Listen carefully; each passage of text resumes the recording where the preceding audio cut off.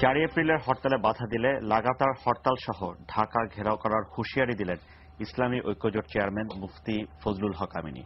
বিকালে ব্রাহ্মণবাড়িয়ার আব্দুল কুদ্দুস মাখন মুক্তমঞ্চে ইসলামী আইন বাস্তবায়ন কমিটি আয়োজিত এক সভায় স্থানীয় জেলা প্রশাসক এবং পুলিশ সুপারকে উদ্দেশ্য করেও কটাক্ষ করেন তিনি।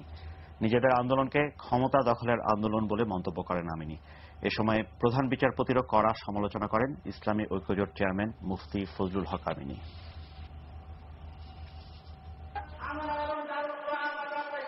সে বক্তৃতা করছে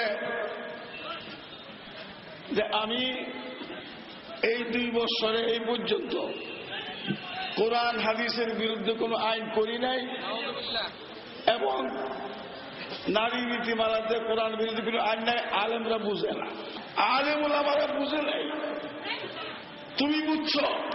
পুলিশ বাহিনী, আর্মি, মিডিয়া সকলকে আমি লক্ষ্য করে বলছি, ক্ষমতা আমাদের হাতে আসতে পারে। পুলিশ, ডিসি, এসপি আমাদের কর্মীদের উপর, আমাদের লোকদের উপর যদি টেরা চোখে তাকাও